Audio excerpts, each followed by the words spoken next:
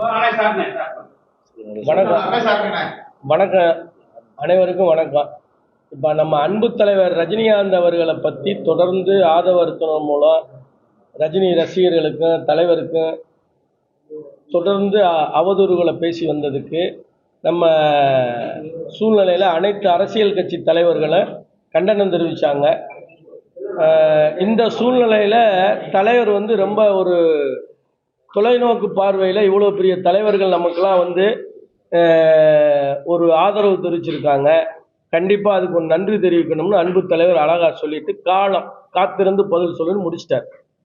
இதுக்கு இவ்வளவு விஷயங்கள் நடந்து அமைதியாக போகணும்னு தான் தொடர்ந்து நம்ம தலைவர் எங்கள் ஃபேன்ஸுகளை ஃபுல்லாக கட்டுப்பாடில் கண்ணசைவில் வச்சுருக்கார். இந்த சூழ்நிலையில் அன்னைக்கு ஆதவரிச்சும் நம்ம மன்றத்தில் இருந்து சினோராசக்குன்னு ஒருத்தர் அங்கே போய் ஒரு ஸ்கிரிப்ட் மாதிரி ரெடி பண்ணி மிகப்பெரிய வருத்தத்துக்குரிய விஷயத்தை ரொம்ப தெளிவாக பண்ணியிருக்காங்க. அதுதான் எங்களுக்கு பெரிய வருத்தம். அந்த வருத்தம் என்னென்னா, அதுக்கு நேற்று ஒரு டிவி சேனல் கேட்டாங்க, என்ன இந்த மாதிரி உங்கள் 45 வருஷமாக ஒரு ரஜினி மன்ற மாவட்ட செயலாளர் அதுக்கு தமிழ்நாடுக்குள்ளே சுற்றுறவர் இப்படி பேட்டி கொடுத்துருக்காரு, இதை பற்றி என்ன நினைக்கிறீங்கன்னா வேறு என்ன செய்கிறது? நீங்கள் கேட்கும்போது நம்ம பதில் சொல்ல வேண்டிய சூழ்நிலைக்கு தள்ளப்பட்டுரும். தலைவர் சினிமாவுக்கு 50 வருஷம் ஆயிடுச்சு. இவர் 45 வருஷமாக கூட இருந்தேன்னு சொல்கிறதே முதல்ல பொய். ரெண்டாவது, அவர் வயசு என்ன இவர் வயசு என்ன அப்படிங்கிற சூழ்நிலை எல்லாமே கமர்ஷியலாக இதை டார்கெட் பண்ணிக்கிருக்கும் போது எங்களால் என்ன சொல்லணும்னு தெரியலை. இதை கான்செப்டில் தான் மறுபடியும் தம்பி விஜய் என்னன்னா, உயர்ந்த பதவிக்கு வர்றவர் உதவாத நபர்களை வச்சுக்கிட்டு இப்படி இன்னும் சில்லுண்டுத்தனம் பண்ணுறது தான் எங்களுக்கு கஷ்டமாக இருக்கு. ஒன்று தெரிஞ்சுக்கிட்டு தெரியாத மாதிரி இருக்கார். அவருக்கு தான் நாங்கள் ரொம்ப கண்டனத்தை பதிவு பண்ணுறோம். சென்சிட்டிவான டைம் இது, தேர்தல் டைம்ங்கிறது சென்சிட்டிவான ஒரு 50 நாள் தான் இதை பற்றி யாரும் பேச முடியும். நாங்கள் அரசியலில் இல்லாமல் ஒதுங்கி இருக்கோம். இப்போ ஒதுங்கி இருக்காள்கிட்ட நீ திரும்ப திரும்ப திரும்ப திரும்ப தன்னை முன்னிலைப்படுத்துறதுக்காக இப்படி பண்ணிக்கி இருக்கிறது தமிழ் மக்கள் என்ன நினைப்பாங்க? தமிழ் மக்களுக்கு உங்களுடைய கொள்கையை சொல்லுங்கள். எவ்வளோ விஷயங்கள் இருக்குது. ஏதோ ஒரு யதார்த்தமாக மாதிரி முன்னாள் அமைச்சர் செங்கோட்டையன் இருக்கார், அப்புறம் அவர் இந்த எல்லா கட்சிக்கும் போயிட்டு வர்ற நாஞ்சில் சம்பத் இருக்கார். அதில் இவர் யதார்த்தமாக போய் பேசுகிறாரு. நான் அனைத்து ரசிகர்கள் சார்பாக நான் இங்கே இருக்கேங்கிறதெல்லாம் எங்களுக்கு அப்படியே ஈட்டிய குத்துற மாதிரி இருக்கு. அனைத்து ரசிகரும் சொல்றதுக்கு உனக்கு எந்த தகுதியும் கிடையாது. உனக்கு நீ இருக்கிறதுலையே தற்காலிகமாக இங்கே வந்த டி நகரில் ஒரு பகுதி செயலாளருங்க. மக்கள் மன்றம் வரும்போது ஏதோ ஒரு சில குறுக்கு வழியில் ஒரு பெரிய இதை பிரித்து அதை ஒரு மாவட்ட செயலாளராக ஒரு 3 பகுதியை வாங்கி செயல்பட்ட நபர். இன்னொன்று, அவர் ஒரு அட்வொகேட், அவர் ஒரு பிஸ்னஸ்மேன். எங்கே இருந்தாலும் தலைவர் சொல்லுவார் பார்த்தீங்களா, எவ்வளவுதான் இருந்தாலும் வெளிச்சத்துக்கு வந்துடும். அது மாதிரி இப்போ நீ அங்கே போய் அந்த மேடையில் யதார்த்தமாக சொல்கிற மாதிரி சொல்லிட்டு அவர் ஆதவர்ஜுன் உடனே மலுப்பலான பேச்சு, இதெல்லாம் எங்களுக்கு ரொம்ப நீ நேராக விஜய் என்ன பண்ணியிருக்கணும், தம்பி சினிமாவில் இப்படி தான் அந்த சூப்பர் ஸ்டாருக்கு கொஞ்ச நாள் பதில் சொல்லாமையே வண்டியை ஓட்டியிருந்தேன், அப்புறம் ஒன்று அறியாமலே அதுக்கு விடை சொன்னேன். இப்போ இதே மாதிரி 2 பேரை நீ திட்டமிட்டுட்டு கோடி ரசிகர்கள், அதை தாண்டி தமிழ் மக்கள் நேசிக்கக்கூடிய தலைவர், எங்கேயாவது ஆளுங்கட்சி எதிர்கட்சியும் ஒரே தலைவரை நேசிக்கிற மாதிரி ஒரு மாநிலத்தில் யாராவது ஒரு ஆளை சொல்லுங்க, இருக்குன்னு சொல்லுங்க. அப்போ அப்பேற்பட்ட ஒரு தலைவரை நீ போய் நான் சமமாக பழகிருக்கேன்னு சொன்னது கண்டனத்துக்குரியது. நான் தமிழ்நாடுக்குள்ளே இப்போ இது வியாபார நுட்பமாக பண்ணிக்கிருக்காங்க. ஒவ்வொரு மாவட்டத்திலையும் போய் ஆள் பிடிச்சி இங்கேருந்து வரணும் போகணும். இது இந்த மூல வளர்ச்சி இல்லாத ஆதவன் அர்ஜுன் அந்த ரசிகர்களையும் அதே பாணியில் கொண்டு போய் இது கான்ட்ரவைஸாக திசை திருப்ப பார்க்குறாங்க. நாங்கள் அதுக்கெல்லாம் வரவே கிடையாது. இன்னொன்று, நீ ஒரு அட்வொகேட், அசோக்குங்கிற நபர் அட்வொகேட், நீ எதுக்கு 10:50க்கு நான் பேட்டி கொடுத்த பிறகு நீ இங்கே கொடுத்தீங்களே அப்படின்னு என்கிட்ட கேட்டேன். என்னங்க தலைவா, குரலை உயர்த்தி பேசுகிற மாதிரி இருக்குன்னு கேட்டேன். எப்படி அரசியல் நாகரிகமாக நீங்கள் பேசுனீங்களோ அதுக்கு தான் நான் பதில் கொடுத்தேன். மற்றபடி உங்களுக்கும் எனக்கும் கருத்து வேறுபாடுக்கு கிடையாது. நீங்கள் தலைவர் தெரிஞ்சுக்கிற நபர் எனக்கு தெரிஞ்சு ரசிகர் மன்றத்தில் ஒரு 4-5 பேரை தான் அவருக்கு முழுமையாக தெரியும். 4-5 பேரை பேர் சொல்லுவார், மற்றவங்கள தெரியும். அந்த நிர்வாகத்துக்குள்ள அவர்கிட்ட போய் பழகுற அளவுக்கு அது பழகணும்னு சொன்னாலே சாமியை வந்து நம்ம என்ன பண்ணணும், பார்க்கலாம், வணங்கலாம். பழக முடியுமா? ஒரு கட்டுக்கோப்பான தலைவனை நீ அசால்ட்டாக நீ மேடையில் பேசுனது எங்களுக்கு ரொம்ப வருத்தம். ரெண்டாவது, நீ உண்மையான ரசிகன்னா 55 வயசுல 45 வருஷம் இருக்கேங்கிற. அப்போ தமிழ் மக்கள்லாம் நீங்கள் தயவுசெய்து புரிஞ்சுக்குங்க. இவங்கெல்லாம் வந்தாங்கன்னா எப்பேற்பட்ட ஒரு முறைகேடான விஷயத்த ஒரு நைட்டு வந்து நீ எந்த நிலைமையில இருந்திருப்பா. நீ வந்து அந்த எங்கே இருந்துப்பேங்கிறது நானா யூகத்தில் சொல்லக்கூடாது. ஆனால் அனைவருக்கும் தெரியும் என்ன நிலைமையில் இருப்பேன்னு. உனக்கும் தெரியும், உன்னை சார்ந்தவங்களுக்கும் தெரியும். உனக்கு 10:50க்கு எனக்கு போன போட்டு பேச வேண்டிய அவசியம் என்ன? நீ படிக்காத நபர்னாலும் பரவாயில்ல, ஒரு அட்வொகேட்டு. நான் பேசுனதுல என்ன தவறு? 1 to 1 வா. நீ ரசிகர் மன்றத்தில் தியாகியா? இல்லை இயக்கத்துக்காக நீ ஏதாவது செஞ்சிருக்கியா? அங்கே போய் ஏதோ ஒன்று சொல்லிட்டு இன்னொரு விஷயத்த சொல்ற. எங்கள் ரசிகர் மன்றத்துக்கு ஆதவ அர்ஜுன் வந்து இதெல்லாம் செய்வார், நற்பணிலாம் செய்வாருன்னு. அப்போ நீ வந்து அப்போ ஆதவ அர்ஜுன் வந்து திமுகவில் இருக்காரு, அதுக்கு முன்னாடி விசிகாவில் இருக்காரு. அப்போ இங்கே இருக்கிற புல்லுருவிகளால் மீண்டும் மீண்டும் மீண்டும் உண்மையான ரசிகர்கள் மனசை வலிக்க செய்கிறார். இப்போ இதை வந்து பெரிய லெவலில் ப்ரொமோட் பண்ணணும்னு நினைக்கல. ஆனால் இந்த மாதிரி தற்கூறிகளை வச்சுக்கிட்டு தம்பி விஜய் தொடர்ந்து இந்த ரசிகர்களை சீண்டணும்னு நினச்சியன்னா அது வந்து உனக்கு கெட்ட காலம் ஆரம்பிச்சிருன்னு முழுமையாக தெரிஞ்சுக்க. தலைவர் எப்படி காத்திருந்து பதில் சொல்லுங்கிற மாதிரி தேர்தல் நேரத்தில் அவர் கண்ணசைக்காக நாங்கள் ஒரு பெரிய கோடி பிள்ளைகள் காத்திருக்கோம். இன்னொன்று, இவரெல்லாம் வந்து வியாபாரம் பண்ணுறாரு போகிறாரு அப்படின்னு சொல்லி ரசிகர்களுக்கு, ரஜினி ரசிகர்களுக்கு உனக்கு சம்பந்தமே கிடையாது. நீ என்னென்ன பண்ணேங்கிறது என் வாயால் பப்ளிக்கில் பேச வேண்டிய நிலைமைக்கு நான் வந்து வரமாட்டேன். உன்னைய வந்து பேசுறது எனக்கு இலக்கு கிடையாது. முதல் இலக்கு ஆதவர் அர்ஜுன் வந்து இன்னமும் பல இடங்களில் குழப்பம் பண்ணி இந்த தமிழ்நாட்டில் பல குடும்பங்கள் அவங்களால வீணாக போயிருக்கு. தமிழ் மக்கள்லாம் கேட்டுங்க, இவங்கெல்லாம் வாக்கு கேட்க வந்தாங்கன்னா இந்த தமிழ்நாடு மிகப்பெரிய பின்னடைவை சந்திச்சிடும். ஒரு தரமான நபர்கள் யாரும் இல்லை. அதை வந்து நீங்கள் கடுமையாக நீங்கள் எல்லாருமே கண்டிக்கணும். முதல்ல பத்திரிகை நண்பர்கள்லாம் நீங்கள் தான் வந்து அவங்களுக்கு வந்து எடுத்து சொல்லணும். ஏப்பா, ரஜினிகாந்துக்கும் உங்களுக்கு என்ன சம்பந்தம்? அவர் ஒரு மாபெரும் தலைவர், இந்தியா எதிர்பார்க்குற தலைவரை நீங்கள் திரும்ப திரும்ப சீன்றது தவறுன்னு நீங்கள் தான் அவர்கிட்ட சொல்லணும். இதுக்கு மேலே என்ன கருத்து சொல்லலை. இதை என்ன சட்ட ஒழுங்கத்தில் இவங்க எப்படி இருக்காங்கிறதுக்கு நான் ஸ்க்ரீன்ஷாட்டை நான் பத்திரிகைக்கு அனுப்புகிறேன். 10:50க்கு பேசியிருக்காரு, 11:40க்கு நான் வெயிட்டிங்கில் இருக்கேன், வீடியோ போடுன்னு சொல்கிறாரு. என் வீடியோவை பார்த்துட்டு தானே என்கிட்ட பேசுகிறா. அப்போ இந்த வீடியோ எதுக்கு கேட்குறா? மிரட்டுறியா? இதுக்கு நம்ம வந்து சட்டம் தன் கடமையை செய்யும் சொல்லி கிளீனாக இருக்கு. இதில் எல்லா விஷயமும் நான் வச்சுருக்கேன்.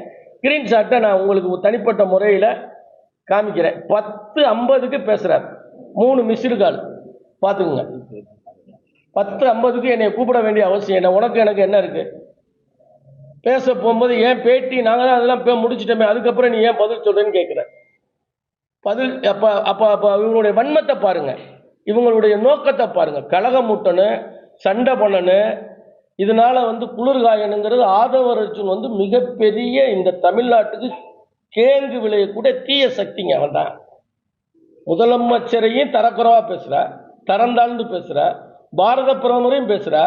நீ இவரை வந்து இந்த அரசியலுக்கு இவர் எடுத்து யார் தம்பி விஜய் வந்து ஏதோ வர்றாரு போறாருன்னு கூட்டம் வருதுன்னு செஞ்சு இவரை வச்சிருந்தா படு குழியில தள்ளி ஒரு மிகப்பெரிய மக்கள்கிட்ட வெறுப்புணர்ச்சியை காட்டிடுவாங்க. மதுரை மாவட்ட ரஜினி ரசிகர்கள் வந்து விஜய்க்கு இந்த தேர்தலில் எதிர்ப்பா வேலை களத்தில் வேலை செய்யுமா, அழிக்கக்கூடாது மதுரை மக்களை சந்தித்து சொல்வதற்கான வாய்ப்பு இருக்கா?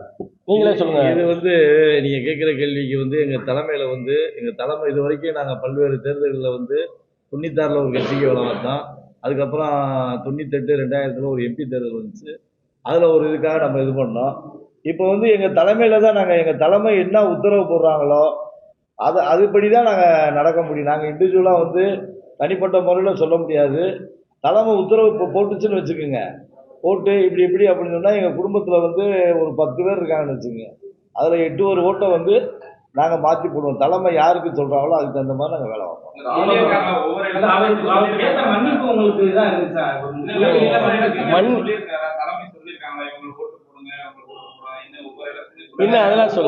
சொல்லும் போது எப்படி வேலை பார்த்தோம், அதுக்கு அடுத்து இப்ப தலைவர் சொன்னா எப்படி வேலை பார்ப்பீங்க?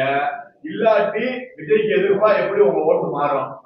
ஏங்க விஜய்க்கு நீங்க பேசும்போது அசோக் வந்து உங்ககிட்ட பேசியிருக்காரு. இதுல ஆதவர்ஜுனா எப்படி நீங்க சம்மந்தப்படுத்துறீங்க? அவர் அந்த ஸ்டேஜ்ல இருக்காரு. இல்ல ஒரு நிமிஷம், இதுக்கு நான் விளக்கம் சொல்றேன். ஏங்க சிறு பிள்ளை கூட தெரியாதுங்க, நீ இப்பதான் அந்த இயக்கத்துக்குள்ள போயிருக்க. ஆதவ ஒரிஜினுக்கு ஓப்பனா கேட்குறேன்னா, இது நீ வந்து அப்பவே கூப்பிட்டு ஒரு நாகரிகமா என்ன பண்ணணும், நீ விஜய் போய் பார்க்கும்போது எம்ஜிஆர் நல்லா கேட்டுக்குங்க, எம்ஜிஆர் அப்புறம் விஜய் தான் மிகப்பெரிய தலைவரா தெரிஞ்சுன்னு வந்தேன்னு நீ சொல்றீன்னா அது ஸ்கிரிப்ட் இல்லையா? அசோக் எதனால சொன்னாரு? அவங்க எழுதி கொடுத்தது சொன்னாரு. ஓப்பன் மைக்கே இருக்கு, அந்த மேடையிலே இருக்கு. ஓப்பன் மைக்ல மேடையில விஜய் எதிரியா, ஆதவர்ஜுனா எதிரியா, அசோக் எதிரியா? நம்ம தலைவர் வர முடியாத இடத்துக்கு விஜய் வந்துட்டாரு என்ற உள்ளாதம் எதுவும் உங்களுக்கு? ஏங்க இது எப்படிங்க, அதான் பக்குவமா சொல்லிட்டேன். அவர் வந்து மூல வளர்ச்சி இல்லாம ஏதோ ஒரு அரசியலுங்கிறத ஒரு விளையாட்டுத்தனமா செஞ்சுக்கிட்டு இருக்கிறதுக்கு, அரசியல் யதார்த்தமா பண்றதுக்கு, அரசியல் தெரிஞ்சு ஒதுங்கி இருக்கிறதுக்கு வித்தியாசம். நான் மறுபடியும் சொல்றேன், அவருக்கு கட்டமைப்பு கிடையாதுங்க. விஜய்க்கு கட்டமைப்பு கிடையாதுங்க. கண்டிப்பா மூல வளர்ச்சி இருந்தா நேரம் எப்பவே முற்றுப்புள்ளி வச்சிருப்பாருங்க. சூப்பர் ஸ்டார்னு சொல்லும் போதே ஒரு நல்ல மனிதன் என்ன சொல்லி இருக்கணும், சார் அது எனக்கு கிடையாது, நீங்க கேளுங்க, இது என்னுடைய பதவி கிடையாது, என்னுடைய பட்டம் கிடையாது, நான் வந்து அவரை பார்த்து வளர்ந்தவன், நான் சூப்பர் ஸ்டார் அன்பு அன்னைக்கு நீங்க அதெல்லாம் நீங்க எல்லாருமே நீங்க நோட் பண்ணலையா? அவர் ஒரு நிகழ்ச்சியில ஃபர்ஸ்ட் யாரை சொல்றாரு? எம்ஜிஆர் சொல்றாரு. அதுக்கப்புறம் விஜயகாந்த் புரட்சி கலைஞர் ஒரே ஒரு விஜய் கடைசியா தான் சொல்றாருன்னா உங்க வன்மம் தெரியலையா? நீ இப்ப என்ன இப்ப இந்த விஜய் வந்து என்ன செஞ்சிருவாருன்னு நினைக்கிறீங்க? ஒண்ணுமே செய்ய முடியாதுங்க. இந்த 50 நாள் அரசியலுக்கு வரேன்னு சொல்லிட்டு தருதலையா போய் பாவம் அங்க இருக்கிற சின்ன பசங்களை எலெக்ஷன்ல நிப்பாட்டி அவங்க குடும்பத்துல இருக்கிற கொஞ்ச நெஞ்ச காசையும் கொண்டு வந்து நிப்பாட்டி இவங்களை புள்ளா நிப்பாட்டி தெரு கூட்டுவாங்க.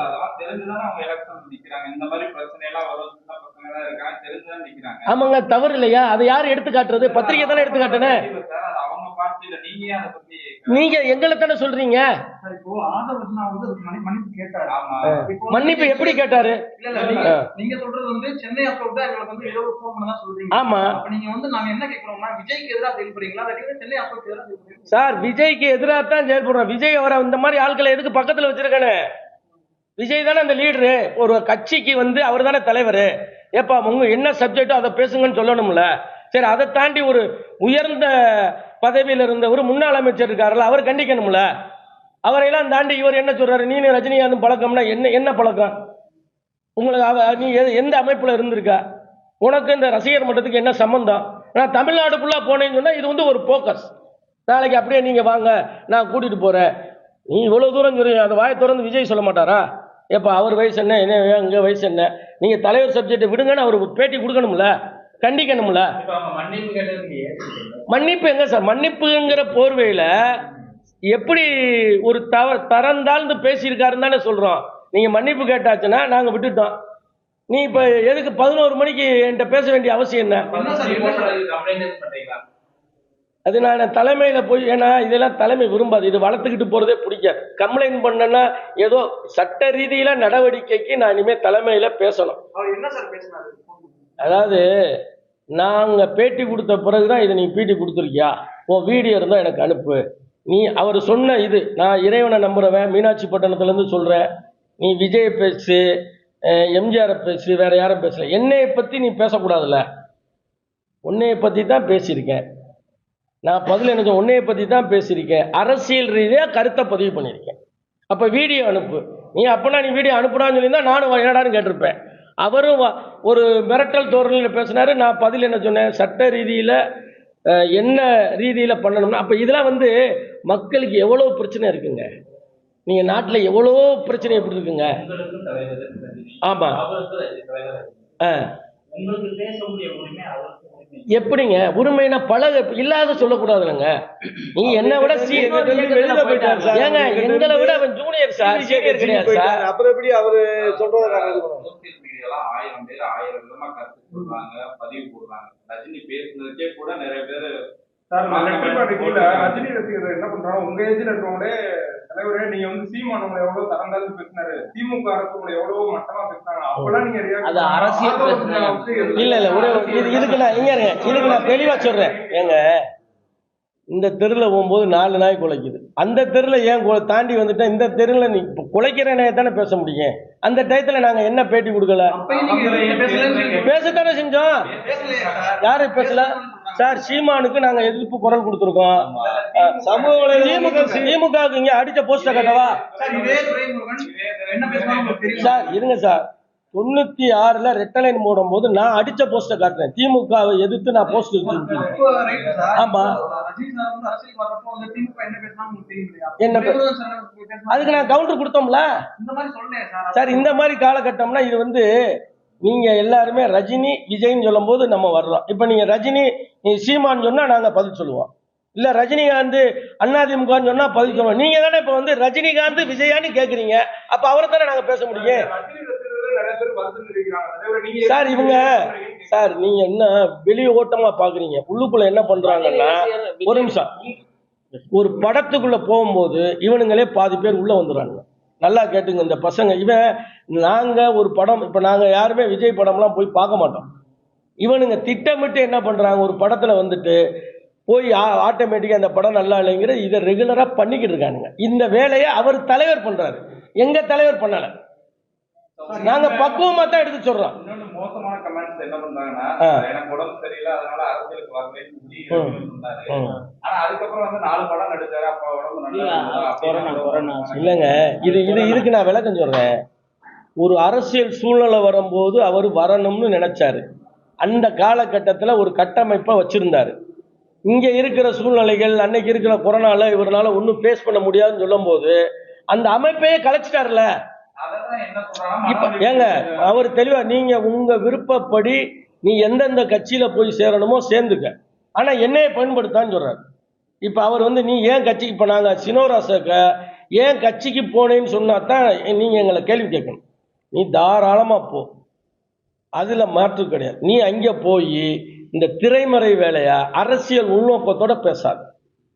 தலைவர்கிட்ட நீ பழகினியா, பழகாம இவங்களா உட்கார்ந்துக்கிட்டு சரி நான் தொண்டு தொட்டு. இன்னொன்று இதை எதுக்கு சொல்கிறேன், ரஜினிகாந்த் மன்றத்துக்கு ஆதவர் அர்ஜுன் வந்து சில நற்பணிகள் செஞ்சிருக்கேன்னு சொல்றது சூழ்ச்சியா சூழ்ச்சி இல்லையா? சொல்ல வேண்டிய கட்டமா இது? அப்ப நீ என்ன பண்ற, ஒன்று நீ கெட்டவனா இருக்கணும், இல்லை அவன் கெட்டவனா இருக்கணும். ரஜினி மன்றத்துக்கு ஆதவன் திமுகவுலையோ அன்னைக்கு விசிகாவில் இருந்த அவர்கிட்ட போய் நீ வாங்கினா ஏதோ லூப் லைன் பண்றேன்னு அர்த்தம். என்ன சார் அதான சார் அர்த்தம்? விஜய்க்கு வந்து ஏற்கனவே அரசியல் ரீதியான பிரச்சனைகள் நிறைய சூப்பர் ஸ்டார் ரஜினிகாந்த் வர வந்து கொடுத்திருக்கிறாரு. இதனால வருகிற சட்டமன்ற தேர்தலில் அவர் என்ன மாதிரி சார் இந்த நீங்க களத்துல என்ன மாதிரியான வேலையை 100% அவருக்கு எதிர்பார்த்தா எங்களுடைய வாக்கு 100%. எங்க வாக்குனா எங்க குடும்பம் சுற்று வட்டாரத்துல அத்தனை பேரும் அவருக்கு எதிர்பார்த்தா வாக்க பதிவு பண்ணுவோம்.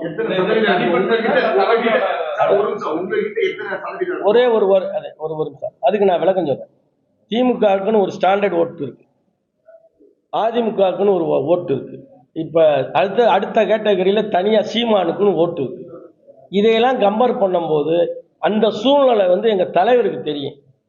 அதுக்கு அதை டிசைட் பண்றது எங்க தலைவர். நாங்க எப்படி டிசைட் பண்ண முடியும்? நாங்க சொல்ற விஷயங்களை அது இப்ப தலைவர்கிட்ட போய் சில கோரிக்கையை வந்து பப்ளிக்ல பண்ண முடியாதுல்ல.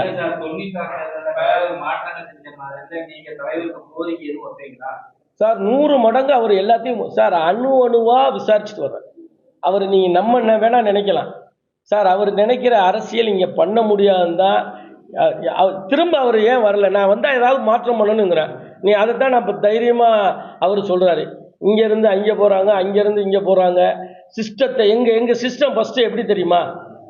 ஜாதி மத மொழி அமைப்புல இருக்கிறவங்க இங்க இருக்காது. அதுதான் முதல் கொள்கையா வச்சாரு.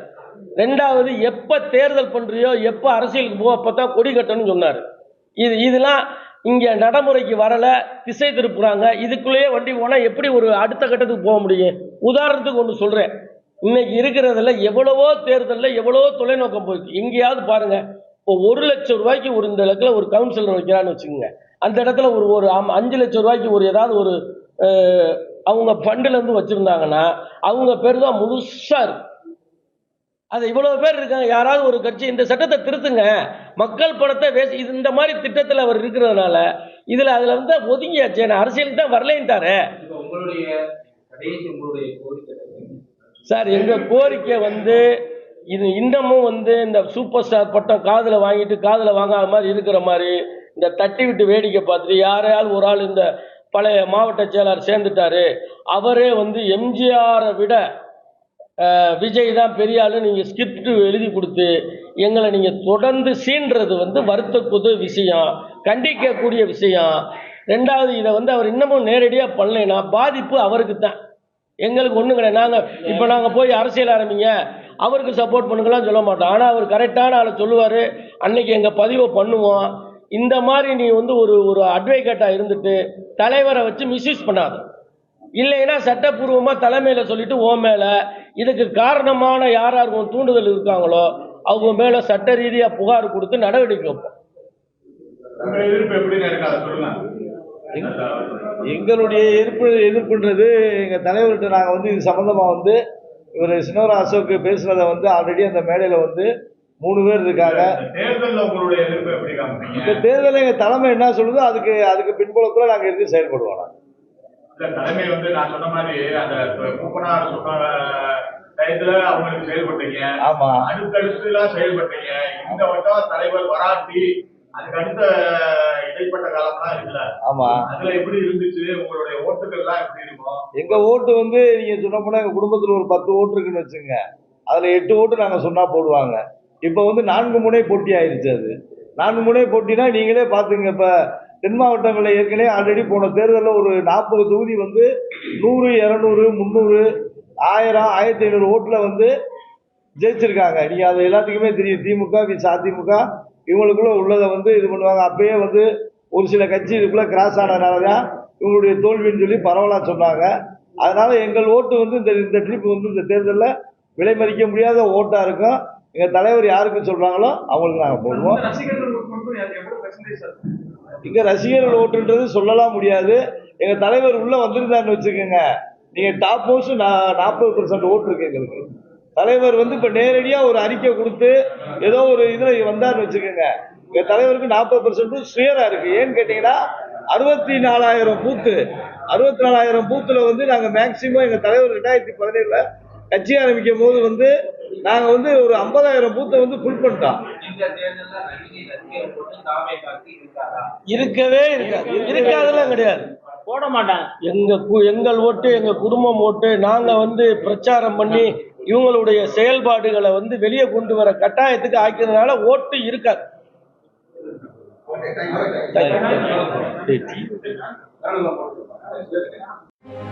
you.